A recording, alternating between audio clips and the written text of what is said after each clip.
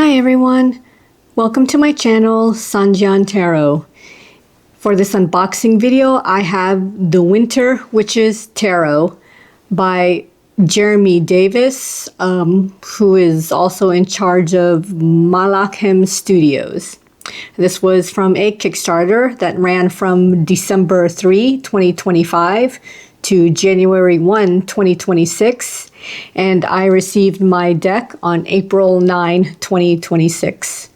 The tier I pledged for was for the complete experience, at least that's what the tier was called. It was for the deck, the guide, soundtrack of 22 tracks, and some digital art, or the digital versions of the artwork. Okay. Now I believe this is Malakhem Studios' first tarot deck. They were going to also, I can't find a place to open this. They were also going to do a second deck called Gothic Horror. But that ended up getting canceled due to lack of, I guess, I want to say marketing, or due to lack of, I'm going to say attention. Yeah, it didn't seem to be getting the funds before the Kickstarter was going to end, so the creator went ahead and canceled the campaign and will work on the marketing for it, because I think not very many people knew about the second Kickstarter that he was starting. All right, so just checking on the condition. It's okay. Looks like it got kicked around a little bit. I don't know if you can see here a little bit of a indents, or is it slightly crushed? I don't know. As opposed to, yeah, it looks like it was just slightly. I see some creases here. Can you see? Yeah, the camera doesn't know what to do. Like around here, around the top of there. Very light. I mean, it's not like crease. It's just you could see that the box has been bent or crushed. Not crushed. Well, just a lot of pressure applied. Let's just say that. All right. So obviously a tuck box. Oh my God, it's a tuck box.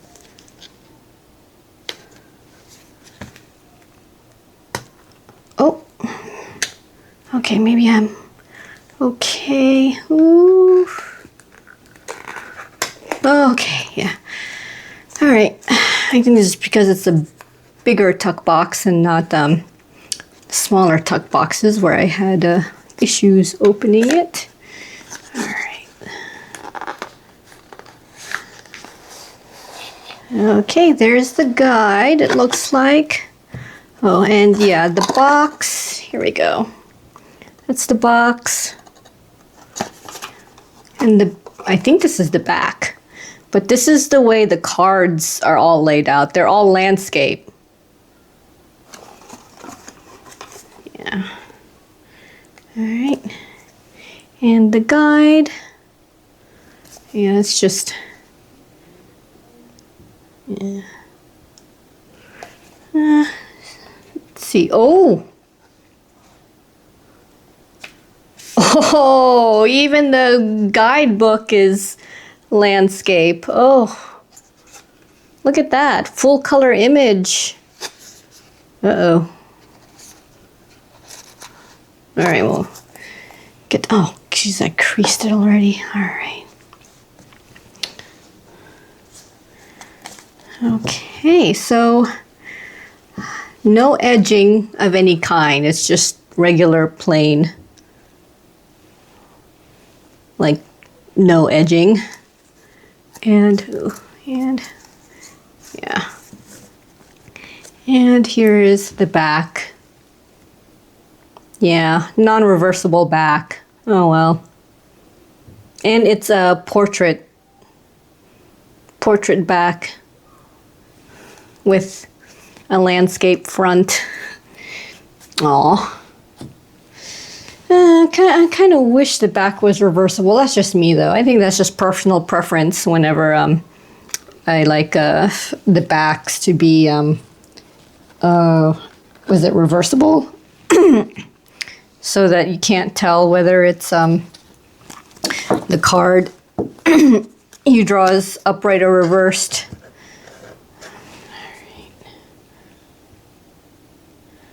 Start. Come on. Ooh. Let's get in there.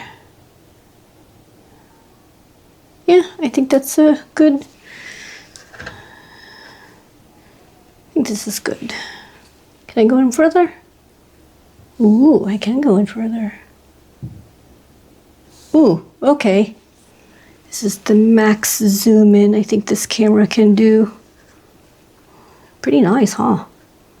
Well, guess this, the way the camera is zooming in, this looks like a landscape works well for this type of zoom ins. All right, so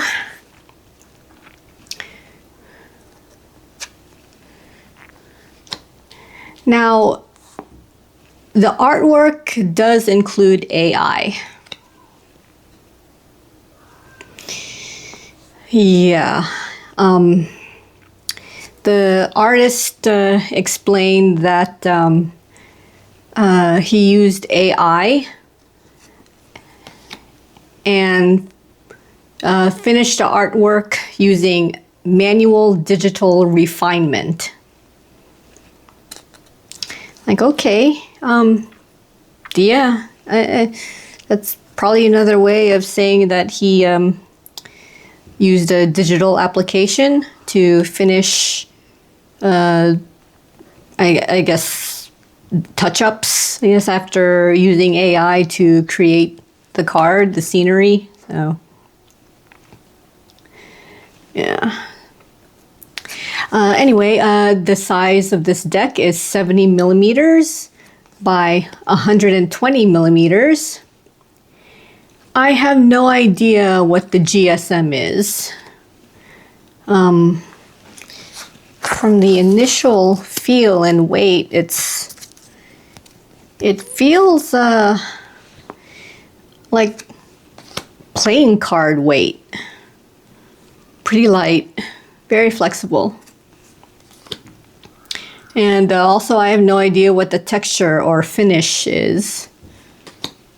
So, yeah, that's, I don't know. I just, it wasn't explained in the campaign.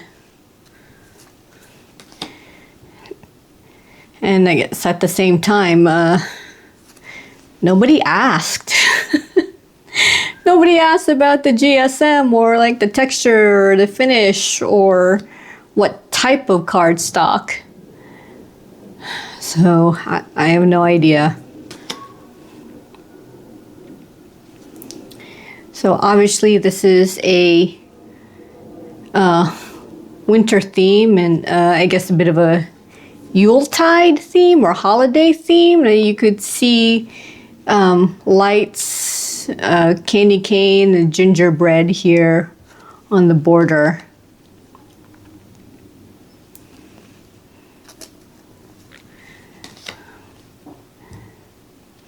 And you could see it clearly follows the Rider-Waite-Smith. Well, to me it does. Especially now that we're going into the minor arcana, it's very Rider-Waite-Smith. I liked how it includes the astrological symbols, like for here's a planet symbol here for the 5 of coins. I'm just noticing it doesn't use Roman numerals. It uses the Arabic, like you see 6. Instead of the Roman numeral 6, you see the Arabic 6. And here, the Arabic 7 instead of Roman numeral 7.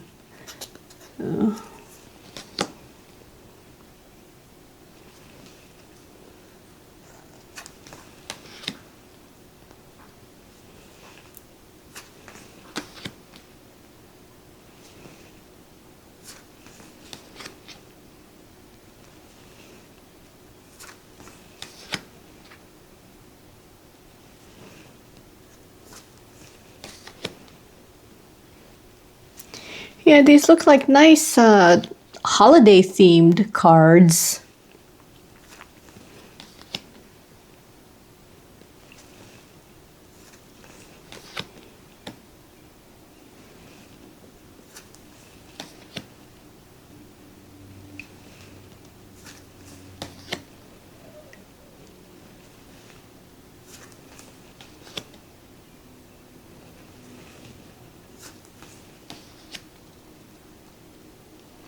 See, sometimes the cups are a bit difficult to see.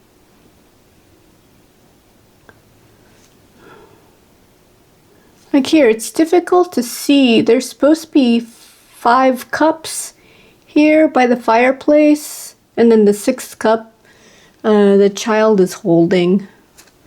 So I'm noticing sometimes the suits are a bit difficult to see.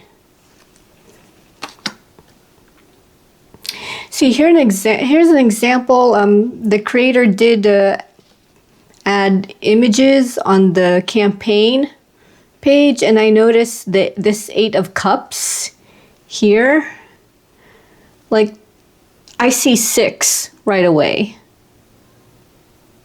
And the creator insisted that there are 8 cups, but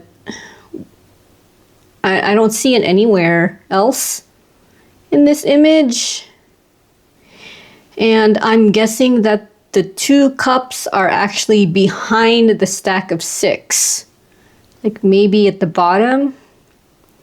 I don't know if you could be able to see. I think there's supposed to be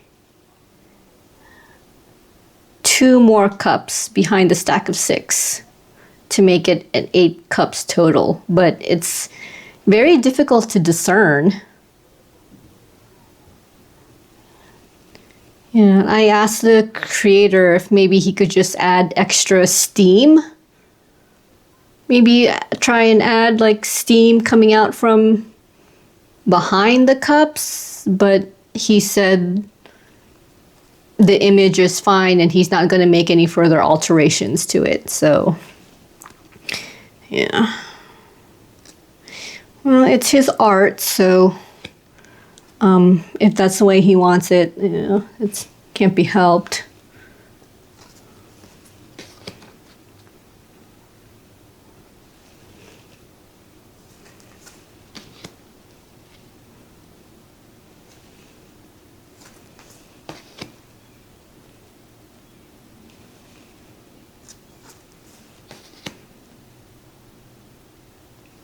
I really like the landscape style.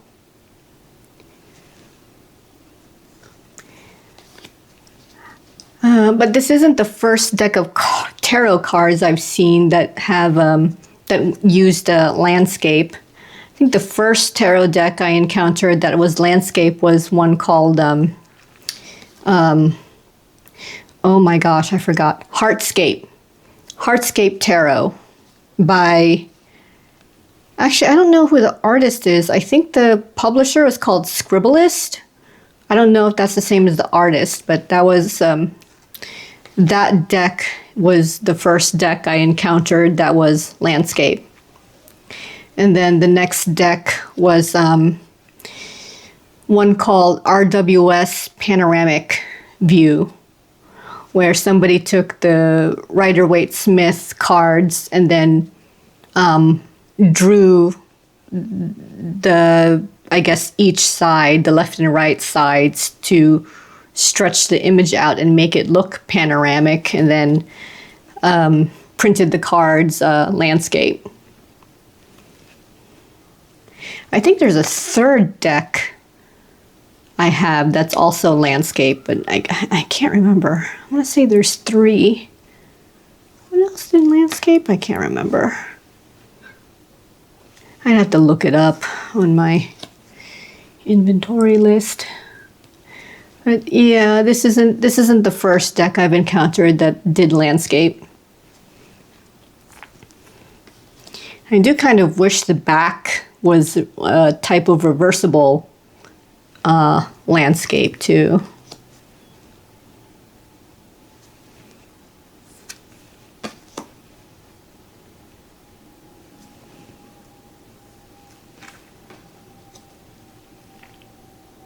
Yeah, here I'm seeing for the aces, it says A and the number 1 here.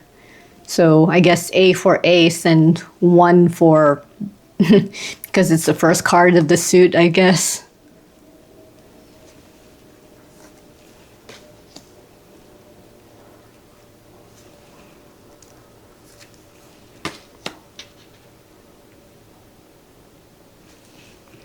Yeah, very Rider-Waite-Smith to me.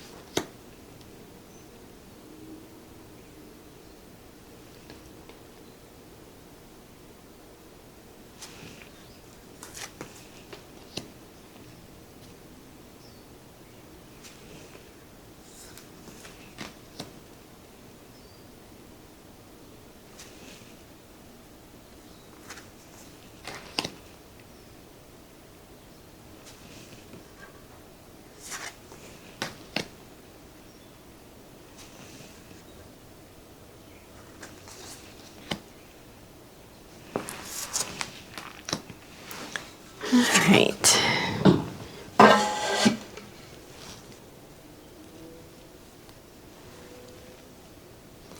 Okay. Yeah, these are, I like the imagery. I guess, the holiday-like theme. Yuletide, I guess Yuletide stuff, Yule. Yeah, winter witch. Obviously very winter themed with the season. All right. So let's do a shuffle test. So yeah, I can't tell. It feels very playing card like. Yeah, very much like a playing card. Maybe. Yeah, I think the card stock is playing card like too. Yeah. Let me try that again.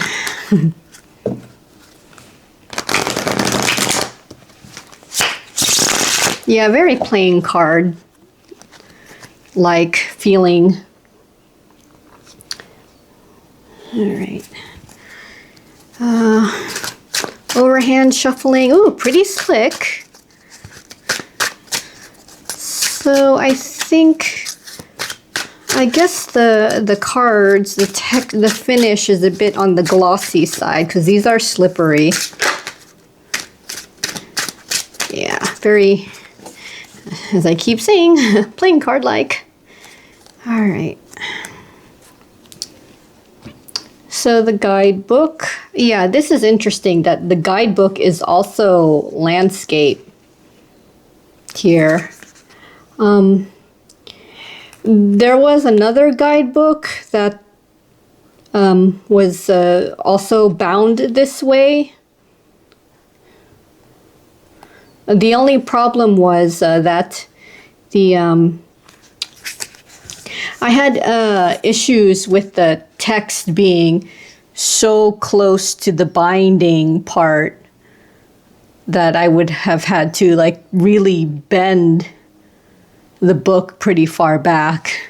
And I don't like doing that because I'm so scared I'm gonna wear out the binding that the pages will start falling out. All right. Actually, I need my reading glasses for this because the font is a little bit on the small side. Reading glasses. Okay. All right. So I'm just taking a look at what's written. Okay, it's a general description of the image. And I guess a basic definition for what the card means in terms of Rider-Waite-Smith meanings. Let's see if I could get the Queen of Swords. Let's see what...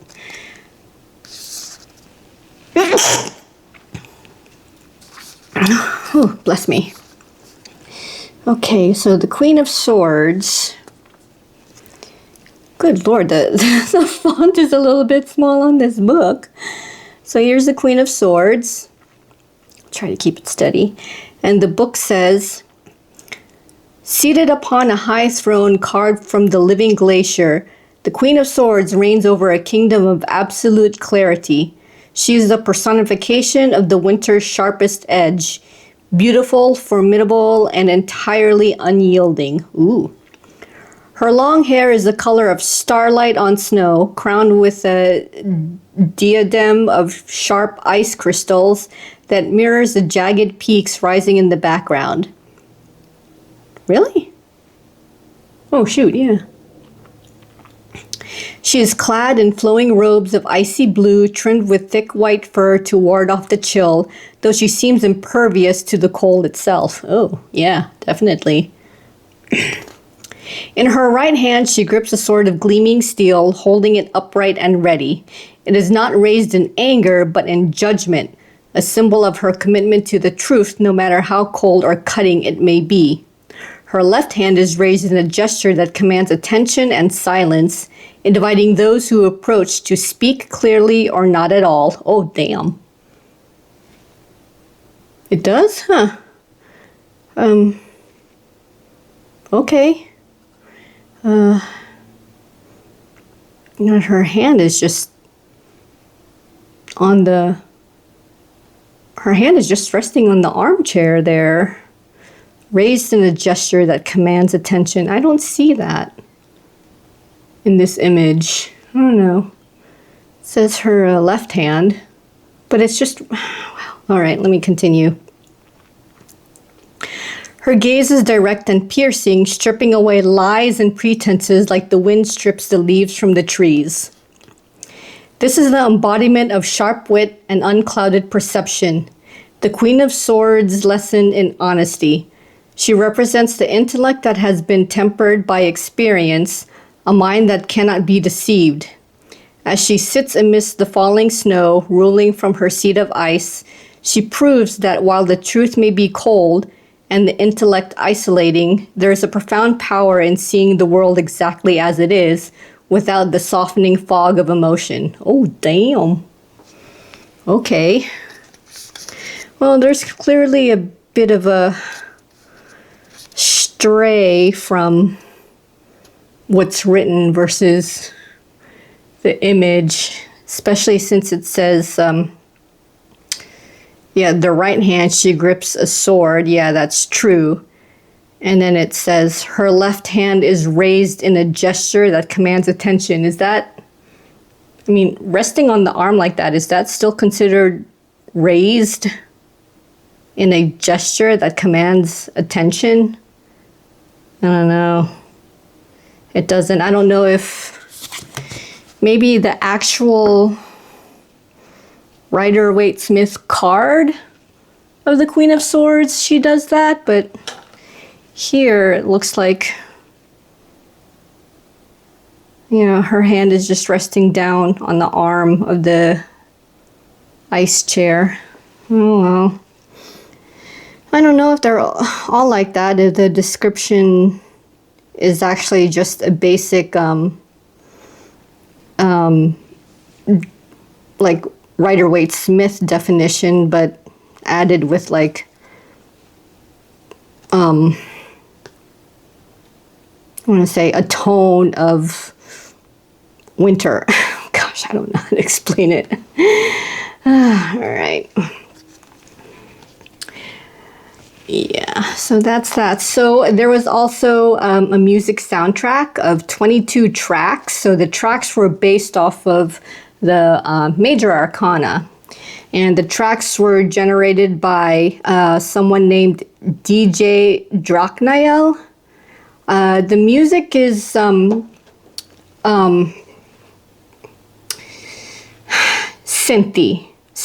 synth, electronic, dark wave. It seemed like the kind of music that I would just listen to as background noise for doing something if I'm or even in the car if I'm driving. I would actually listen to it while driving to wherever, because it seems like that type of music, very synthish. I don't know what to call it. Synth, electronic. The audio, the voices, the people singing, they're really good. Well, at least they sounded good to me. Especially that male voice. It sounded really deep and I guess I want to say fitting for synthwave music. So there were no stretch goals for this deck. There were add-ons, which would have been just an extra deck and guidebook. You could also add on your name to the guide if the tier didn't include that already. You could have added your own face to the card, for an extra fee. The creator also included an add-on of like an Outlook reading. Like you would submit your information, like, the birth date, the time you were born, the location you were born, and he would do, I guess, a 2026 Outlook for you if you added it. So the guidebook, I actually wasn't expecting to look like this, because the campaign page showed a picture of a hardcover guidebook that was square in shape and not like this. So in one of the updates, the creator said that he would actually create a hardcover guidebook and make it available on Amazon for us backers to purchase if we wanted. Now, my tier did include my name to be added. I don't know if it's gonna show here. Maybe it's at the end. But my name ended up spelled wrong. The digital version I checked, and it was spelled wrong in the digital version. Oh, it's actually spelled correctly here in print. Okay, never mind. Just the digital version, it was spelled incorrectly, so yeah, I don't know if you could see, but yes, I did request my name, and here it is. In the digital version, it was actually spelled SANIHIYAN. So that got me kind of scared that, oh no, is the print version also spelled wrong? Or is that the way it is? It's spelled wrong in the digital and then we spelled wrong in the physical, but no. Plus, the digital version, it wasn't in all caps like in this print version. The digital version had a mix of uppercase and lowercase letters. So I don't know if maybe the lowercase j part of the digital version got cut off, and that's why I thought, oh, my name was spelled wrong. How dare you? Kind of thing. But the Y the lowercase y wasn't cut off at the bottom, so that's why I thought that it was spelled wrong in the digital version, but it's not. Print version is fine. Yeah, so yeah, this is everybody's names for the backers who wanted their names included in the guide. So that's neat, and I guess I'm relieved that my name was spelled correctly in the print version at least, so that's good. And let's see, yeah, I can't wait for the hardcover version, because I would love to have the hardcover version of the guide. Because I worry about the binding of this. I mean, it's yeah, just ordinary binding for a small book too, and I don't want to like open it up just to get to the text, to be able to read the text here. That's really close to the binding. Yeah, and plus that looks small to me. That's why I had to say I busted out my reading glasses, because yeah, that looks, oh my gosh, can you see it? Can you see it? Can you see it? Okay. Yeah, that's, yeah, oh man, all right. Okay, so this deck is available at Malakhem Studios Etsy shop, but there's a limited number of decks available. And according to the creator, once they're all sold, like that's it. The creator will not be printing any more decks. So there won't. So this is the only set. I don't know how many he printed total, how many decks he printed total, but yeah, I'm just repeating what he said in the campaign. Once these are sold out, they're sold out. Link to the Etsy shop is in the description.